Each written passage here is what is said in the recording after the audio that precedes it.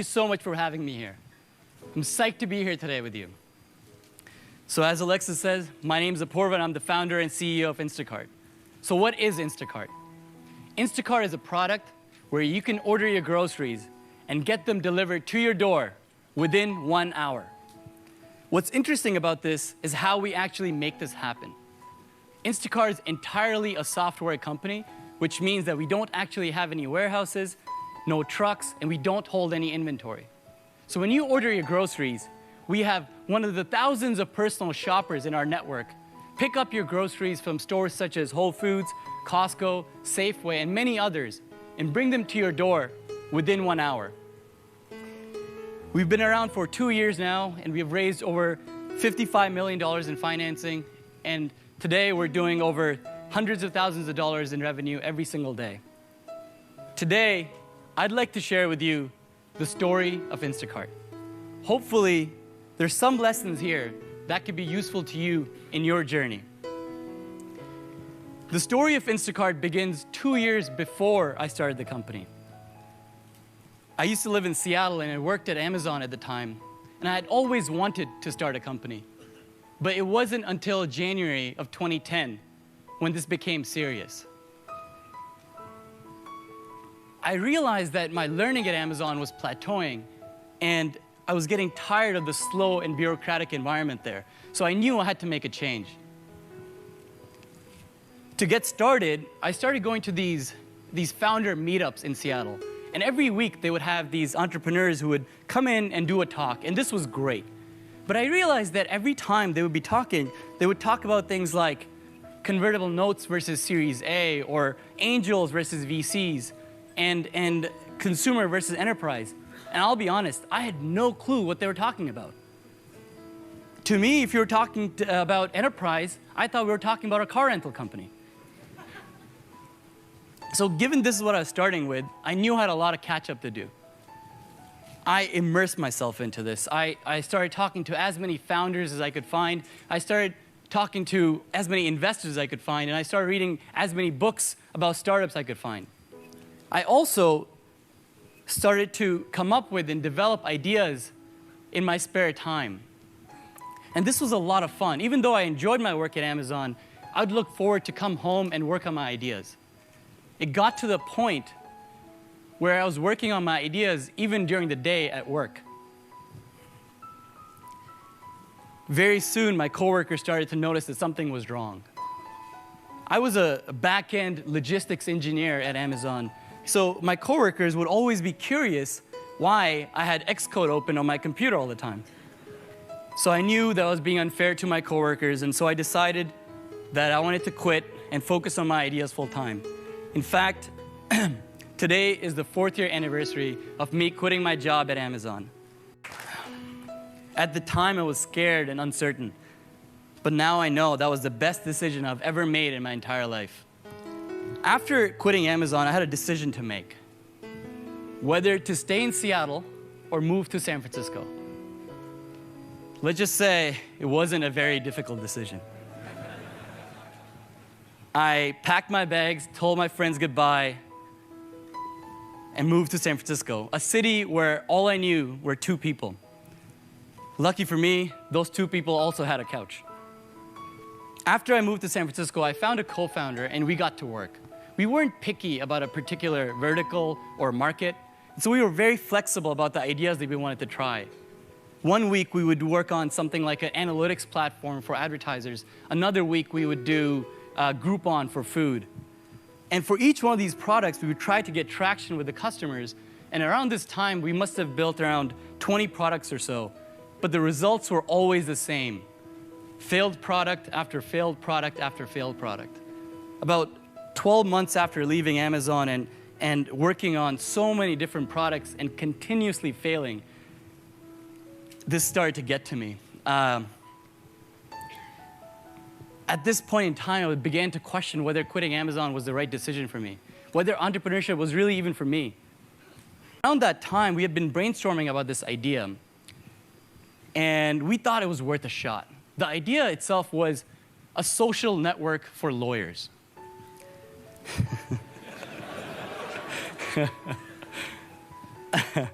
And our product will allow lawyers to connect with each other, share articles and interesting opinions. At the time, I remember thinking that this idea was brilliant, that after all those failures, that this was going to be the one.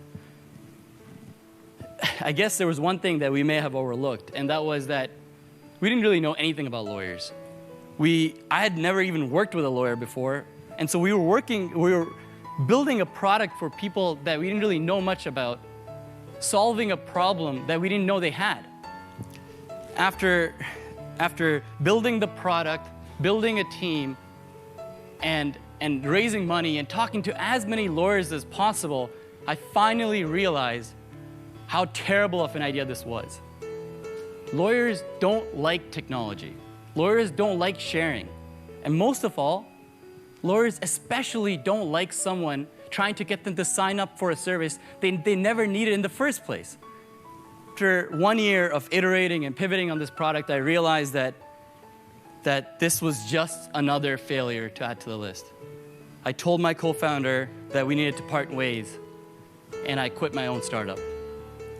I learned a very important lesson here, and that was the reason to start a company should never be to start a company. The reason to start a company should be to solve a problem that you truly, truly care about. And connecting lawyers was definitely not a problem that I cared about. One thing that has been with me for as long as I can remember is the pain of grocery shopping. That was a problem that I truly cared about. And I have dreaded going to the grocery store. Once you get there, you have to circle through the aisles to find the items that you're looking for. Then you have to wait in line to check out, and then lug your groceries back to your apartment, only to realize that you've forgotten something at the store. This was 2012, and we were buying everything online, from bags to books to big screen TVs. But one thing that all of us had to do every single week, we were still doing in the most inefficient means possible. I had felt this pain for as long as I could remember, so I knew exactly what I needed to build. In the spring of 2012, I started to write the code for the first version of Instacart. And I promised myself that I would not go to the grocery store until the product was ready. On June 2nd, 2012, I placed my first order on Instacart. And then, of course, I went to the grocery store, picked up my groceries, and delivered them to myself. Instacart was already a profitable business. This is the first version of Instacart. I realized something very interesting here, which was that my friends were using Instacart as well. I didn't have to force them to use it. And this was something that I've never experienced with all the products that I had built before this. So I decided that I wanted to go to Y Combinator. But there was one slight problem. The application deadline had passed 2 months ago. Somehow, I knew that if the YC partners experienced Instacart, they would have to let me in. So I contacted all the YC alumni that I had in my network for introductions to the partners. And in the next 24 hours, I started to get those introductions. Now, all I had to do was wait. One by one, all the responses started to come in, and the answers were always the same. No way, it's too late. And then finally, I got Gary Tan's response. And this gave me some hope. He said, "You could fill out a late application, but it's nearly impossible now." So that meant it was possible. I realized that at this point, none of the YC partners had actually experienced the product. Did they even know what it was? Did they even know how it was different? So I knew I had to make one last attempt. I opened my app, placed an order for a 6-pack of beer, and addressed it to Gary Tan at the YC headquarters. One of my drivers, John, made the delivery and texted me to let me know it was done. And half an hour later, I got a call from Gary Tan. I'm not sure if it was the beer talking, but he asked me to come to the YC headquarters the next day to meet the partners. So I arrive at the meeting location the next day. I meet 4 partners, and I get a barrage of questions about everything and anything about the product. We must have talked for about an hour, but it felt like just a few minutes. And when it was done, they told me to leave, and they said that if they decided to fund me, they'd give me a call. This is standard YC practice, but at the time it felt really, really cold. It felt like the string of failures, the string of rejections would just continue. 10 minutes later, I got a call from Harj from YC. He said, "I cannot believe we're doing this. We have never let anyone in so late. But if you're interested, we'd love to have you." That's how I got into Y Combinator. I learned 2 important lessons here. First and foremost, Gary Tan loves his beers. And second lesson was that as a founder, you have to be extremely resilient. You have to go from failure to failure without losing any steam. Because the next step, the next product, the next iteration that you build could make the difference. It could be the step towards success. There have been some spectacular failures in grocery delivery before, like Webvan, Cosmo, and many others. So investors were pretty reluctant to invest in Instacart early on. Only thing that mattered to us was how fast we were growing and how fast we were executing. One example of this was when we decided to add Trader Joe's to Instacart's offering. When we add a store on Instacart, the first thing we have to do is find the items that are available in that store and get that catalog and put that onto Instacart.com or in the apps. Now, there was no API or website which had the item catalog for Trader Joe's, so the only way we could actually get all the item information was to buy one of every single item at Trader Joe's, take it to a studio, take pictures of all those things, and then put them into our catalog. And so that's exactly what we did. Here's actually all the photos, all the items being lined up before us taking the picture. And you know, many of you may think this was a fool's errand, but our team ate like kings for the next 2 weeks. Using the same unscalable techniques, we added Whole Foods, Costco, and many other stores. And we realized that we had the best product in the market. We were growing so fast and our customers loved Instacart.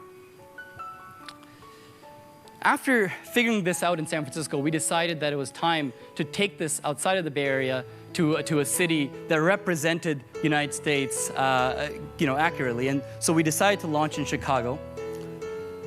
What we found there, to our surprise, was that in 3 weeks, we were doing more deliveries than we had done in 33 weeks in the Bay Area.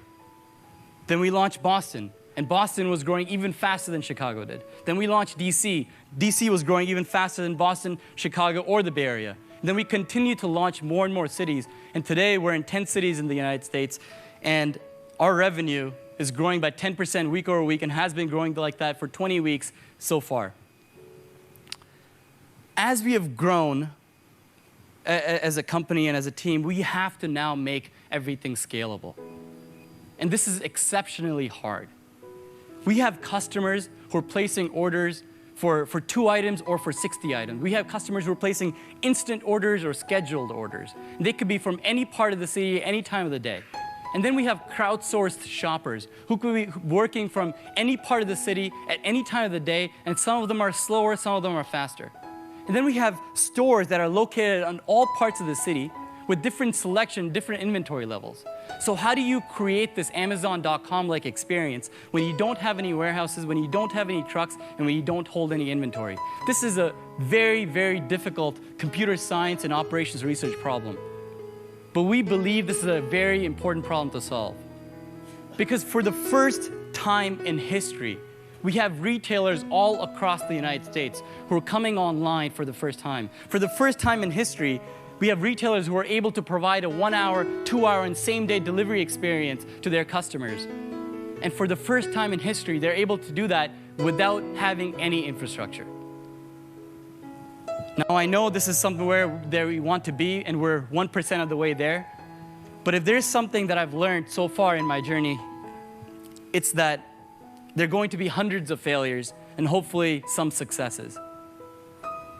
So if there's one thing that I'd like you to take away from this chat, it's the journey as a founder is an extremely exciting one.